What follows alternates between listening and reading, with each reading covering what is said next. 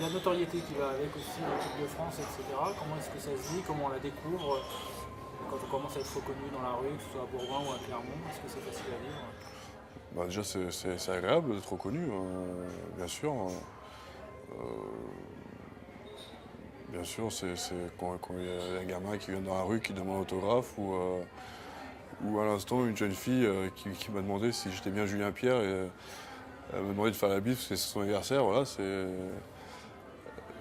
c'est agréable, bien sûr, et puis on est content de lui faire plaisir, quoi. Et à aucun moment c'est pesant? Bah, si c'est pesant, faut pas faire ce métier, quoi. Ouais, malgré Non, tout, mais ouais, mais bon, ouais, mais moi je comprends pas quand on dit je supporte pas, donc voilà. Faudrait pas être là, quoi. Si je trouve ça pesant, donc il n'y a pas de mauvais souvenirs liés à ça. Vous avez aussi une vie qui vous permet de bien gagner votre vie aussi aujourd'hui. Est-ce que c'est particulier la première fois qu'on signe un contrat où il y a beaucoup de zéros, enfin du moins peut-être plus qu'un métier normal en tout cas? ah bah, on est privilégié, on a une chance, inouïe déjà de vivre dans notre passion, et en plus on en vit bien, c'est évident. Et voilà, moi j'ai signé mon premier contrat pro, j'avais 19 ans ou 20 ans à La Rochelle, et c'est forcément c'est géant, quoi. C'est géant. Ouais. Quand tu as encore des potes qui galèrent, même aujourd'hui j'ai encore des potes qui galèrent, et ouais, moi aujourd'hui j'ai une chance de bien gagner ma vie. Faut pas passer ça, voilà, Faut l'apprécier. faut l'apprécier tout simplement. Est-ce que tu as un partenaire qui te fait peur? Euh, Jimmy Cudmore peut me faire peur, ouais. Ouais. Mais bon, je suis avec lui, donc il n'y a pas de souci. Ouais, ouais. Qu'est-ce qui fait peur chez lui? Son physique, Ouais. son physique. Ouais. Il vient d'ailleurs, quoi. Ah oui, oui. Ah, oui. Torse nu, il est impressionnant. Il est impressionnant. Quand on voit la tête de ses adversaires qui bouge quand il plaque, on sait qu'il doit être Ouais, voilà. Non, non, il est vraiment costaud, et c'est un joueur très, très physique. Et tu l'as eu avant comme adversaire d'ailleurs, avant Ouais. d'avoir comme partenaire. Est-ce que tu as des souvenirs de l'avoir rencontré sur un terrain où tu t'es dit ouais, ce serait bien de l'avoir avec Ben, moi? je me souviens que l'année avant de venir ici, j'en avais pris une belle par lui, ouais. Ouais. Ouais. Une point fermé, tu veux dire Ah oui, oui, oui. Ah ouais, Une belle. d'accord. Des entraîneurs que tu as trouvé marrants dans leur façon de se comporter ou au contraire intimidants? Les premiers entraînements de Verne Cotter, j'ai trouvé intimidant, ouais. Ah La- Ouais, ouais. Je me souviens du premier match amical où avant le match, on joue à Vichy contre Northampton. Et avant le match, il nous parle que de. En fait, il nous engueule complètement, et il nous parle pas du tout de rugby, il nous parle de diététique. Parce qu'à midi, on avait mangé du poulet, et il y avait des joueurs qui avaient mangé la peau du poulet. Et ce jour-là, j'ai dit ça va être compliqué. Clairement, je viens de signer 3 ans, ça va être compliqué. Euh, et voilà, mais en fait, voilà, il est très exigeant, et il veut qu'on soit pro, et c'est sa façon d'être. pro jusqu'au bout, quoi. Pro jusqu'au Et bout. donc depuis, tu manges plus jamais la peau du poulet? Non, tant, quand elle est bien grillée. J'ai souvenir d'autres choses que j'avais lu à propos du moment où Verne Cotter a choisi de te nommer second capitaine quand Alain Rougerie était là. Est-ce que tu peux nous raconter comment ça s'est passé la fois où il t'a demandé ça? La fois il m'a demandé ça, la première fois, on, on revenait de vacances, et attends, comment c'était? Je me rappelle. Ouais. C'était au moment de Noël, l'année dernière, il y avait 3-4 matchs en un mois au mois de janvier, il y a des doublons. Et Verne me demande, viens, écoute, viens dans le bureau avec moi, dans le bureau du fond. Normalement, le mec se fait engueuler un petit peu, donc voilà, on avait été jouer au Leinster le match d'avant, avant la trêve. Il me dit, bah, prends les stats, parce qu'on a un cahier de stats après chaque match. Il me dit, prends les stats, on va parler de ton match. Bon, et il regarde les stats, il me dit, ouais, bon, écoute, t'as fait un bon match.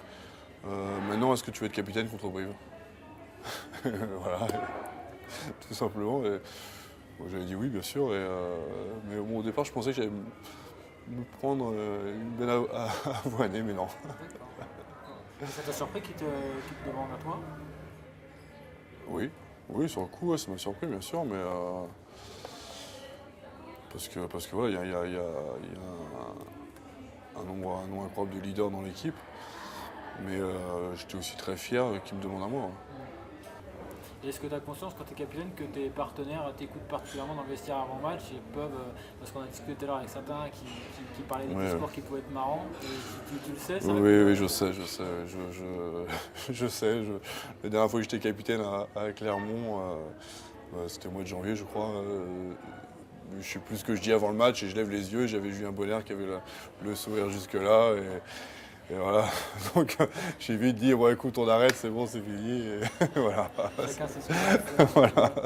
Il fallait pas que j'aille plus loin parce que c'est moi qui allais rigoler. Donc, donc voilà.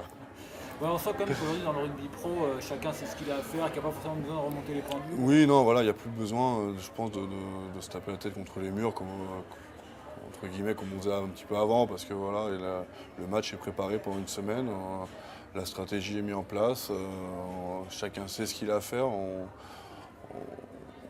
est professionnel, voilà, on a tous un rôle à amener dans l'équipe, tous quelque chose à apporter dans l'équipe pour que le collectif avance. Et c'est ce qui fait la force aujourd'hui de la SM, je pense que c'est vraiment le collectif, c'est que chacun essaye d'apporter sa pierre à l'édifice. Et c'est voilà, le capitaine a peut-être un rôle un peu secondaire par rapport à la motivation, on va dire. Chaque joueur est capable de se prendre en main et de savoir ce qu'il a à faire, quoi. Et t'as connu ça toi avant, des moments où on se met la tête contre les murs, ça t'est arrivé? Ouais, au début, quand je jouais à La Rochelle, ouais, au début, oui, un petit peu, ouais. C'est qui était l'entraîneur à l'époque? C'était Jean-Pierre Issal. Ouais. Parce qu'il est chroniqueur sur Rugby Connection. Ah oui? On va lui en parler. Ah oui? Ouais. Ah, vous passerez le bonjour alors, Jean-Pierre. Ouais. D'accord. En termes de rugby, s'il y avait une action que tu aurais vraiment envie de faire avant la fin de ta carrière, même un peu folle, ce serait quoi? Un peu folle, taper un drop. Ah, taper un drop. Mais je pense Taper que. un drop pour réussir un drop. Ah, réussir, non, bien sûr, le taper et le réussir. Mais je crois que j'ai jamais réussi un drop même à l'entraînement, donc même en match, je crois que il faudrait vraiment beaucoup de temps. Et Je le ferai jamais, je pense que je tenterai jamais de toute façon. Je lui donnais une fois un coup de pied dans un ballon qui traînait au sol, mais voilà, c'est pas. Non. est-ce qu'il y a une action dont tu te souviens qui t'a marqué, que tu as fait toi, et tu t'es dit après coup, ah, pas mal d'avoir eu ce réflexe-là, ou c'était inattendu? Une action, là tout de suite qui me vient, c'est le premier essai que j'ai marqué à SM, d'ailleurs c'est le dernier aussi. C'est il y a au moins 2 ans. Non, c'est Mario qui me relève le ballon et je cours 2 mètres et j'aplatis. Voilà. Des essais, t'en as pas souvent marqué? Non, non. Je suis pas. Je suis plus quelqu'un qui m'occupe des tâches obscures, donc voilà. Même si je porte le ballon aussi, et Verne me demande de le porter de plus en plus. J'ai pas peut-être les qualités physiques pour traverser le terrain, hein, comme pourrait faire un Aurélien Rougerie ou d'autres. Donc voilà, je fais mon boulot et j'essaie de le faire le mieux possible. Et la dernière fois, tu m'expliquais qu'avec Elvis Vermaelen, tu avais un peu travaillé la percu. Qu'est-ce que c'était exactement sur l'exercice? En fait, voilà, on l'a travaillé pendant longtemps, mais on continue encore un petit peu. Après chaque entraînement, il prenait un bouclier et il m'a expliqué comment percuter, comment se servir des jambes au moment de la percussion, comment continuer à avancer après la percussion. Et ben voilà, c'était comme je te disais, c'est vraiment des exercices. On restait 5-10 minutes de plus sur le terrain, ou un quart d'heure, voilà,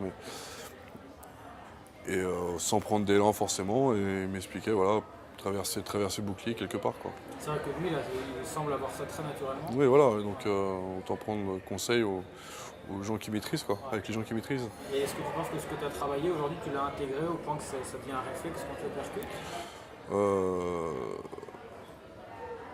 Je sais que j'ai énormément progressé justement sur cette manière d'aborder la percussion dans le rugby. Et maintenant, est-ce que c'est un réflexe? Faut encore travailler encore un petit peu pour que ça devienne un réflexe, je pense.